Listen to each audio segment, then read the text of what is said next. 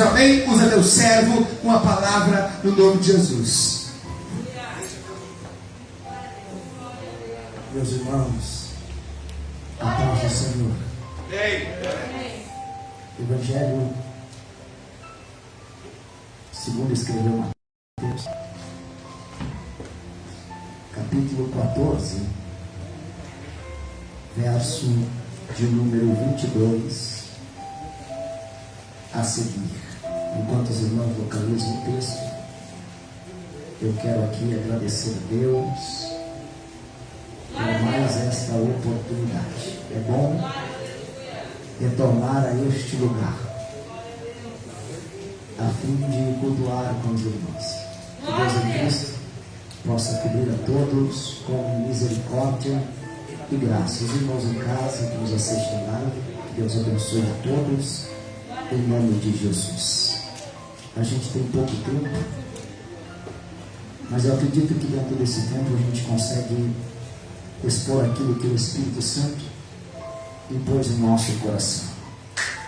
Capítulo 14 do Evangelho escrito por Mateus, verso de número 22.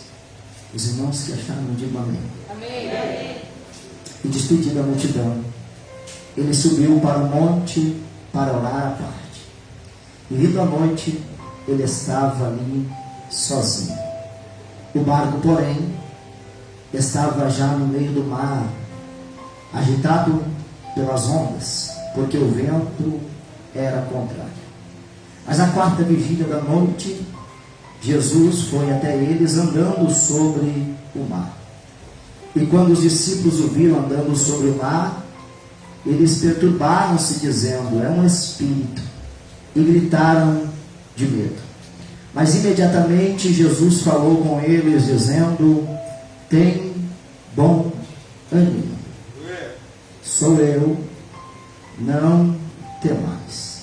E Pedro respondendo disse: Senhor, se és tu, manda-me ir ter contigo sobre as águas. E ele disse: vem. E Pedro, descendo do barco, andou sobre as águas para ir até Jesus. Mas ele, vendo o vento forte, teve medo, e começando a submergir, clamou, dizendo: Senhor, salva-me. Imediatamente Jesus, estendendo a sua mão, o segurou e disse: ó vós de pequena fé, por que duvidaste? E quando eles entraram no barco, o vento cessou. Verso 33. Então os que estavam no barco, vindo, adoraram, dizendo: verdadeiramente tu és o Filho de Deus. Tome seu assento em nome de Jesus. O capítulo 14 do Evangelho escrito por Mateus, ele é magnífico. No verso de número 12, na parte B desse verso, os discípulos de João vão até Jesus e comunicam a Jesus da morte de João o Batista. E no verso 13, assim que Jesus escuta a respeito da morte de João, diz o texto, que ele procura um lugar deserto, um lugar à parte. E embora o texto não diga, Jesus procura esse lugar deserto, este lugar à parte, porque se entristeceu pela notícia da morte de João o Batista. Nós sabemos que a união hipotástica de Cristo prova que ele foi 100% Deus e também 100% homem. E como homem, Jesus se entristecia, irmão. Como homem, Jesus tinha necessidades: fome, sede, cansaço, sono. Jesus tinha emoções, e certamente quando ouviu a respeito da morte de João, se entristeceu. E porque se entristeceu, no verso 13, procurou um lugar deserto, um lugar à parte, para orar. Tudo que Jesus quer nesse dia é ir para este lugar deserto, a este lugar à parte, e orar. Porém, diz a Bíblia que quando Jesus se direciona para este lugar deserto. Lá já estava uma multidão que, tendo ouvido que Jesus iria para lá, correu a pé. Chegou primeiro que Cristo, e quando Cristo chega, a multidão já está o esperando. Jesus está triste. Acabou de receber a triste notícia da morte de João. Jesus quer ficar sozinho, pastor Alex. Jesus quer orar. Jesus quer um dia com Deus a sós. O problema é que quando Jesus chega no lugar deserto, chega no lugar à parte, a multidão já o espera. E aí, o que fazer agora? Despedir a multidão vazia? Despedir a multidão doente? Despedir a multidão e dizer: hoje não quero orar por ninguém, hoje não quero pregar para ninguém, hoje não quero curar ninguém? Não, Jesus prova que é evangelho aqui, porque mesmo triste, assim que Jesus vê a multidão, olhe para mim, Jesus se enche de compaixão, e se enchendo de compaixão, diz a Bíblia que ali curou muitos enfermos. Ou seja, Jesus está triste, Jesus quer orar, Jesus vai para esse lugar à parte, a esse lugar deserto, porque não quer encontrar ninguém. Mas mesmo estando abatido em alma, Jesus se enche de compaixão por esta multidão e os cura. E eu aprendo dentro disso que o Evangelho é exatamente isso. Não se faz quando estamos bem, não só se faz quando tudo está certo, não só se faz quando a alma está em júbilo, em alegria, também se faz quando está triste, também se faz quando está amargurado, também se faz quando as coisas não estão certas, também se faz como um tempo em que nós vivemos. O nosso pastor disse aqui que há 1h30 atrás recebeu a triste notícia da perda de um parente. Tinha ele motivo para ficar em casa, sim ou não? Sim. Mas veio, isso é evangelho. Evangelho não se faz quando tudo vai bem, se faz também quando as coisas dão errado, quando a gente está passando por adversidades, problemas que todo homem tem. O Evangelho também se faz nesses dias. Jesus é prova disso, porque mesmo querendo ficar sozinho, ali curou. É verdade que além de curar muito, Jesus, nesse dia, com apenas 5 pães e 2 peixes, sustenta ali mais de 5.000 homens, tirando mulheres e crianças. Jesus nesse dia, querendo ficar sozinho, nesse lugar à parte, nesse lugar deserto, cura e alimenta uma grande multidão. Porém, no verso de número 22, texto em que nós lemos, Jesus vai olhar para os seus discípulos depois de ter curado muitos da multidão, depois de ter sustentado toda a multidão, e vai dar uma ordem: passem para o outro lado.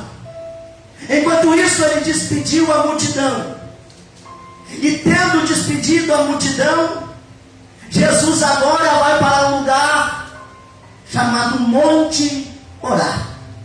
Jesus quer orar desde o verso 12, irmão. Assim que ele recebe a notícia da morte de João, Jesus já quer orar, mas só consegue entrar em oração no verso 23. Só depois de ter despedido a multidão, ter ordenado os seus discípulos para passarem para o outro lado, e eu encontro Jesus ensinando como orar, ou como manter uma vida de oração. Porque Jesus quer orar desde o verso 12, vai conseguir orar apenas no verso de número 23.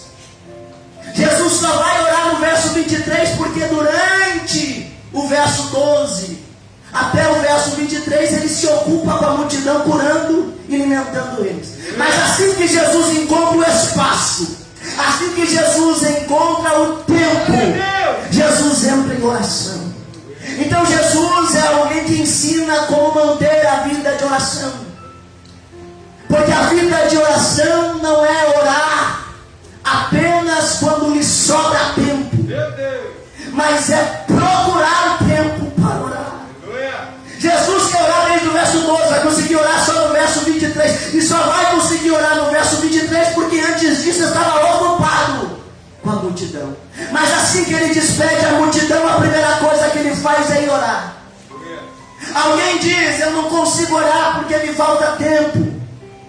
O emprego, os afazeres. Eu não consigo orar porque me falta tempo. E quem te disse que se ora quando não tem mais nada para fazer? Quem é que te ensinou que se ora quando se tem tempo para orar? Mesmo não tendo tempo, se procura. Mesmo não tendo tempo, se procura. E quando acha, a primeira coisa é orar. É interessante que a gente não tem tempo para quase nada. A gente não tem tempo para oração. A gente não tem tempo para a Bíblia. A gente não tem tempo para firmar um devocional com Deus. Mas temos tempo para assistir filmes, novelas e conversar bastante no WhatsApp. Está entendendo? Jesus, ele prioriza a oração. Ele podia ter olhado para a multidão e dito: agora é hora de partir. Vão embora. Vão para as suas aldeias, para as suas casas, para as suas cidades. E então ele ter ido com os discípulos para o outro lado. Mas não. Jesus, além de despedir a multidão, também dá ordem para os discípulos ir na frente, porque ele quer ficar sozinho. Ou seja, Jesus está encontrando um espaço para orar e está priorizando o que é uma prioridade, a oração. O problema é que muitos de nós, a gente não prioriza o que é a prioridade. A gente gasta tempo com tudo, menos com aquilo que de fato é necessário.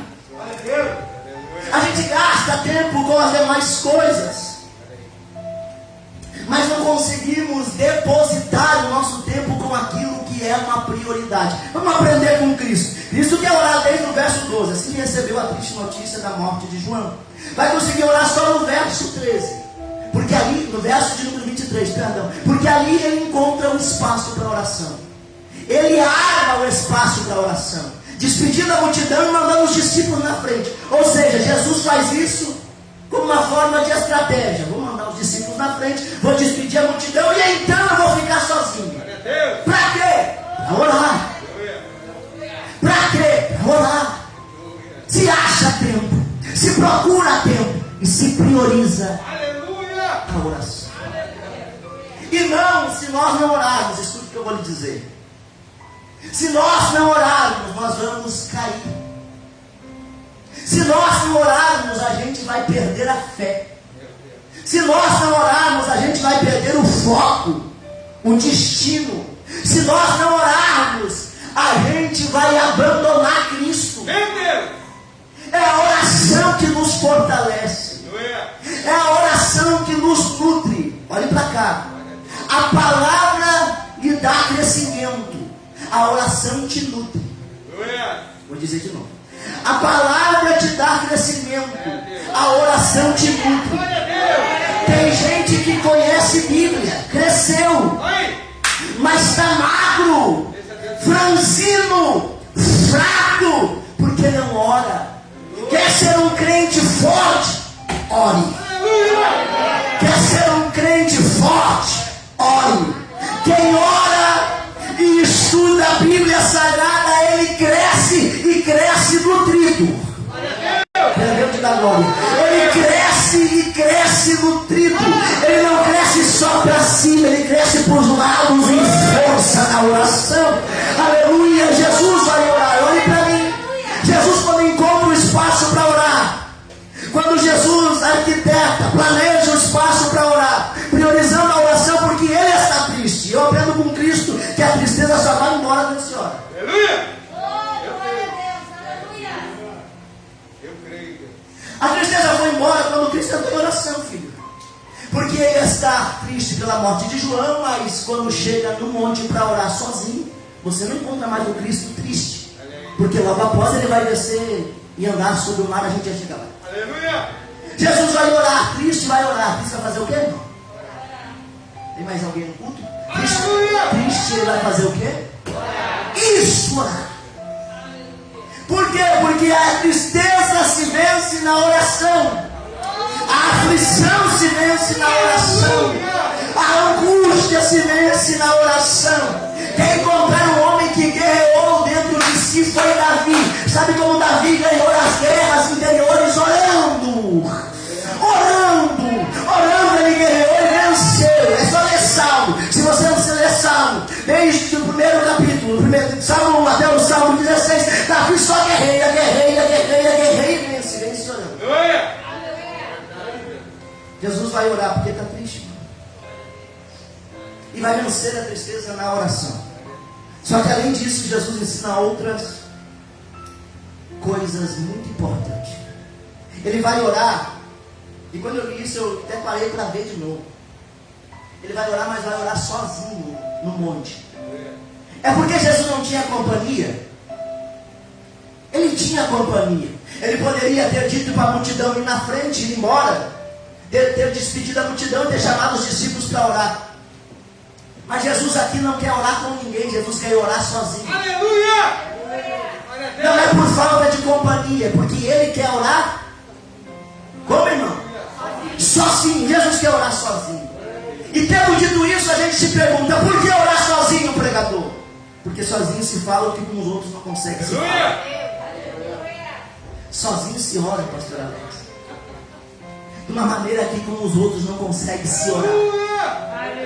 Alguém falou que o pastor mora em chácara. Você mora em chácara? Eu também. E lá na minha chácara eu moro no meio do mato lá, e lá tem um cantinho de oração. E eu vou orar lá de dia e sozinho.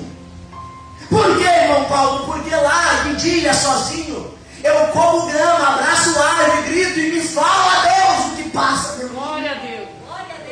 Coisa que eu não consigo fazer com os outros. Se eu for orar com você, eu vou tentar usar toda a boa educação para não expor a você meu sentimento. Aleluia.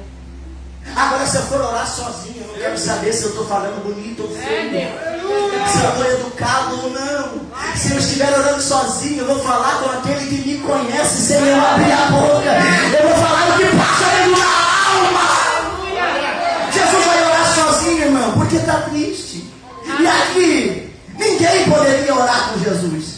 Ninguém poderia ir orar com Cristo. Porque aquilo que Cristo vai expor a Deus em oração, nenhum dos discípulos conseguiria ouvir e suportar.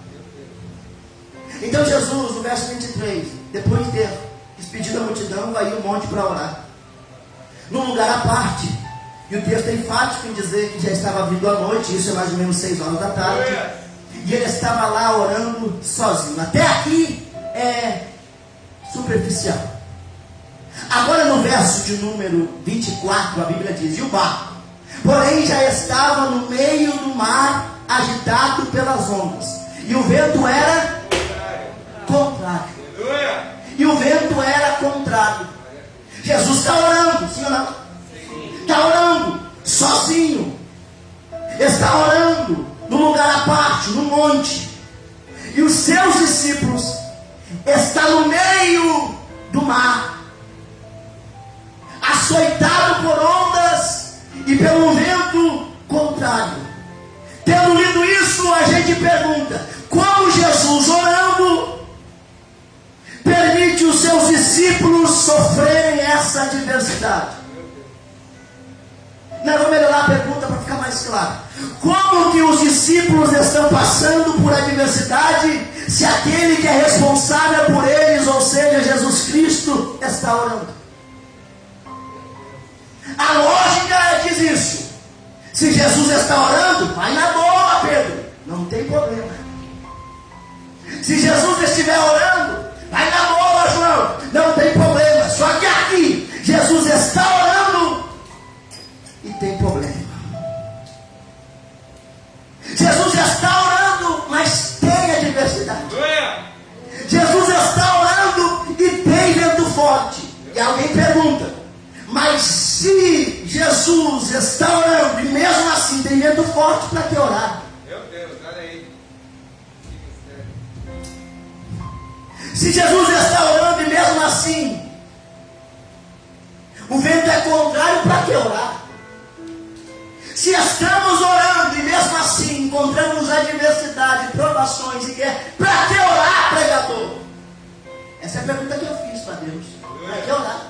Se mesmo orando tem problema, se mesmo orando tem adversidade, se mesmo orando o vento é contrário, se mesmo orando tem na frente guerras. Isso daqui não foi teologia que deu, foi revelação de Deus, Espírito Santo.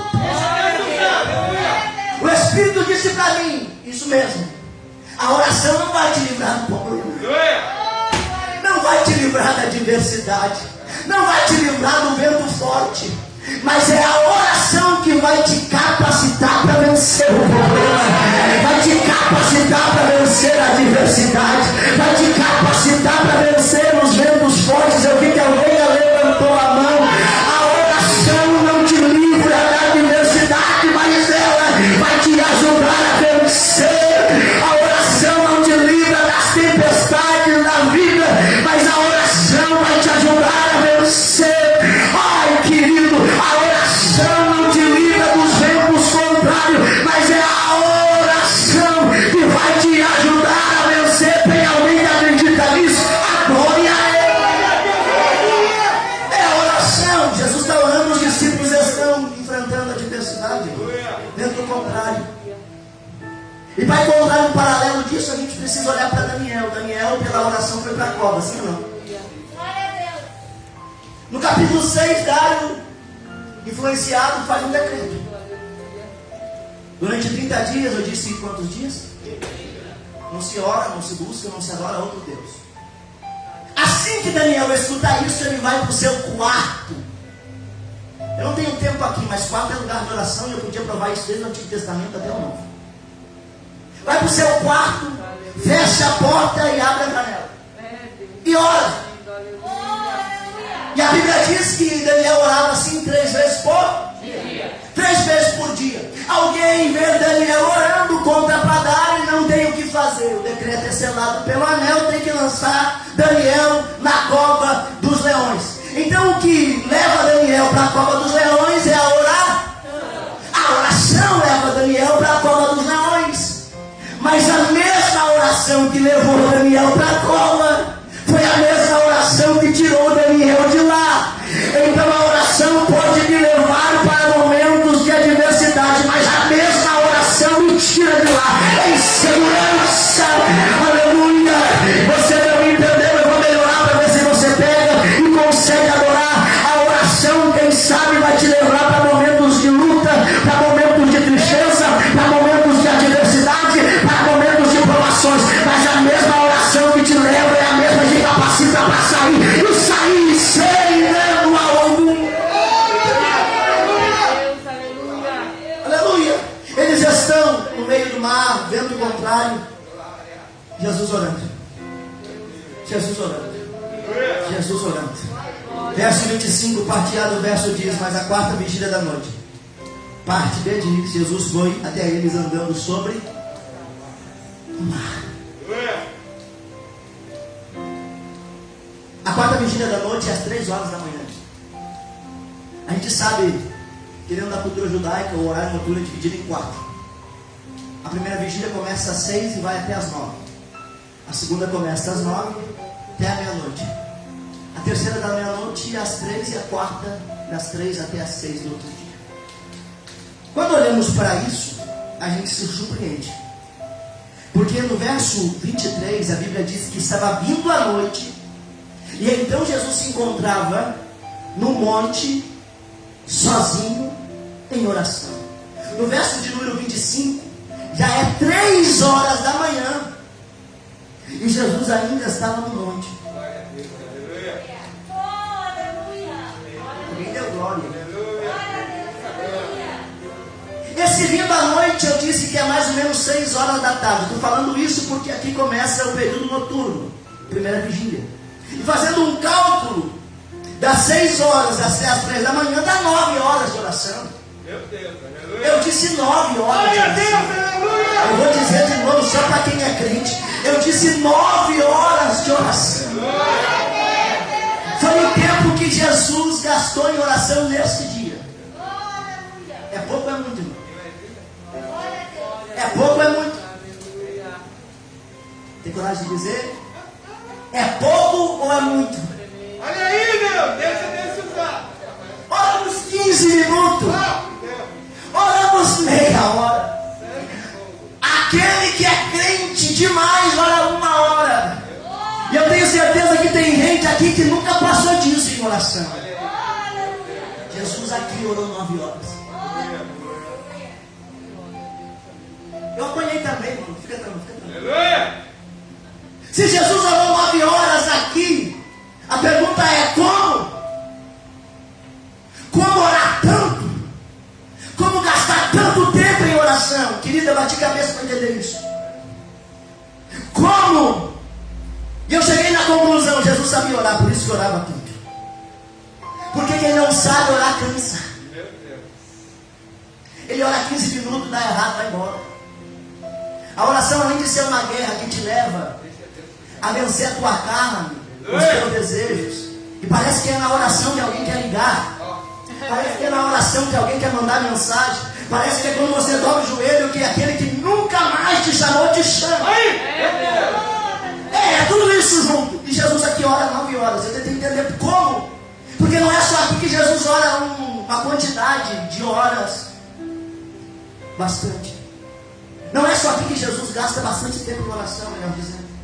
Jesus ora por diversas vezes, em bastante tempo. Jesus passava as madrugadas orando. E para entender isso, precisa confessar que Jesus sabia orar. Pregador, se Jesus sabia orar, como é que ele orava? Olha para a Bíblia. Aleluia. Jesus não ficava 1 hora, 2 horas ou uma madrugada gritando no monte.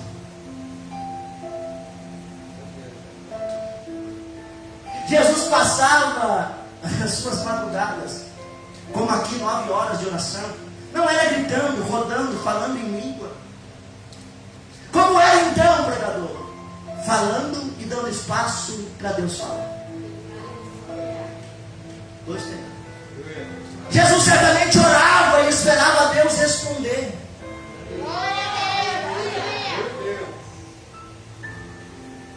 Deus é educado o suficiente para esperar você terminar de orar para depois falar com você. Enquanto você estiver falando, olhe para mim. Enquanto você estiver falando, o céu está assim. Quando você fizer silêncio, aí o céu fala. O problema é que a gente fica 1 hora gritando e quando dá 1 hora do relógio a gente levanta e vai embora e Deus diz, agora é que eu vou falar. Aleluia. Agora é que eu ia falar. Jesus sabia orar, mano. E para ouvir Deus falar, precisa ficar quieto na oração. Meu Deus, aleluia. Para ouvir Deus falar, precisa fazer silêncio na oração. Olha para a história, você vai ver John Wesley, por exemplo, orando 13 horas por dia. Que é isso? Se você estudar a história de John Wesley, quando ele era adolescente, junto com seu irmão Charles Wesley, na faculdade, na Inglaterra, em vez de ir para a lancheria comer na hora da merenda, no intervalo de aula, ele ia para o jardim orar com o seu irmão. Ele deixava de comer para orar. E com isso, alguém se sentia influenciado a orar também. Aleluia. Se sentia influenciado a conhecer o Deus pelo qual John Wesley orava. Homens que entenderam como ir e vir a Deus em oração. Homens que entenderam como orar. Não é só gritar, não é só falar, não é Deus, Deus, Deus. Precisa dar tempo para Deus falar. Somente isso. Fale 1 hora, fale 2, se der, fale 3, mas deixa Deus falar também. Com os olhos fechados, o joelho no chão, lágrima no rosto. Deixa o louvor ser voz de Deus no teu quarto. Aleluia. Deixa o Espírito Santo te abraçar. Aleluia. Deixa o Espírito Santo chegar em você e falar contigo. Glória a Deus. Aleluia. Tem uma frase que eu guardo no meu coração. Quer fazer uma coisa boa? Então vai orar. Porque a oração não vai te deixar errado nunca. Aleluia. Glória a A Deus. oração não vai te deixar errado nunca. Jesus sabia orar. 9 horas de oração. Aí, verso 25, na parte B, Jesus vem andando sobre o... Ainda tem alguém no culto? Sobre o... Vem andando sobre o mar. Isso daqui é extraordinário. Porque o que está causando aflição, olhe para mim. Isso daqui cabe para nós hoje. O que está causando a aflição aos discípulos é justamente o mar e o vento. Pastor Alex, o que está causando aflição, Pedro, Tiago, João e todos que estão no barco, é o mar e o vento. Aí Jesus, na parte B do verso 25, vem andando sobre o mar. É Jesus dizendo: aquilo que causa aflição em você, eu ando por cima. Aquilo que causa medo, aleluia, em você, eu estou acima disso. Aquilo que causa medo em você, eu passo por cima disso. Olhe para mim. O que causa medo nos discípulos é o mar, sim ou não? É o vento contrário, é isso que está causando a eles aflição. E Jesus, na parte B do verso 25, vem andando sobre o mar. Vem andando sobre aquilo que causa neles aflição, que causa neles medo. E isso cabe muito para nós. Por que, pregador? Porque hoje, mentiroso é o homem que diz que não está com medo. Ai, meu Deus! Não precisa ir longe. Dentro do Brasil, alguém fez um estudo. Dentro de um período de 12 meses, do ano de 2020 para o ano de 2021. Se assuste. O índice de gente com depressão, ansiedade, internada por tentativa de suicídio cresceu 90%.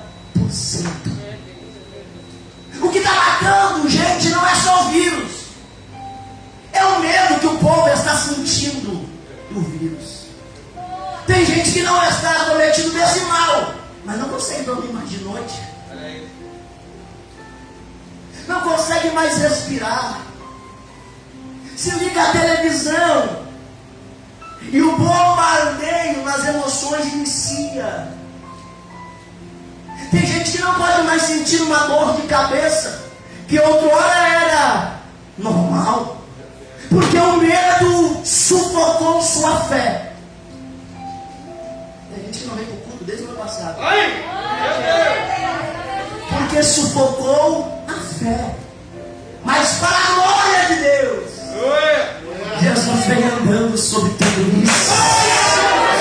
Jesus vem andando sobre tudo isso. Você pode adorar. Jesus vem andando sobre tudo isso. Andando sobre o mar. No verso 26, quando os discípulos viram andando sobre o mar, eles perturbaram-se, dizendo: isso aqui é doido. Porque os discípulos aqui não foram chamados por Jesus ontem. Eles já têm quase 2 anos acompanhando Jesus, irmão. Eles acabaram de ver Jesus com 5 pães e 2 peixes sustentar uma multidão de 5.000 pessoas. E quando eles veem Jesus andando sobre o mar, pastor Alex, eles gritam de medo. É um fantasma. Então quer dizer que o medo faz a gente desconhecer quem é Jesus. O medo faz a gente esquecer quem é Cristo. Foi isso que aconteceu. O medo sufocou a fé. E quando eles olharam para Jesus, disseram: é um fantasma. E tem um monte de gente no meio dessa tempestade chamando Jesus de Espírito. É necessário ver o Cristo no meio da tempestade. E ver o Cristo no meio da tempestade significa confiar nele. Eles olham para o Cristo e não o reconhecem, dizendo: ele é um fantasma, é um espírito. Gritaram de medo. E imediatamente Jesus o repreende, dizendo: tem de bom? Sou eu. Não tem mais. É Jesus dizendo: eu sei que o medo está em vocês. Eu sei que o medo está sufocando a fé de vocês.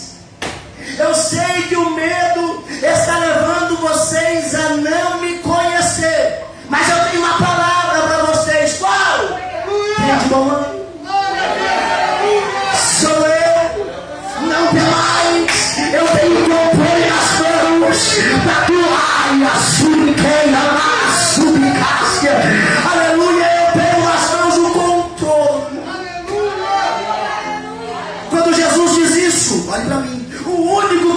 manifesta é Pedro.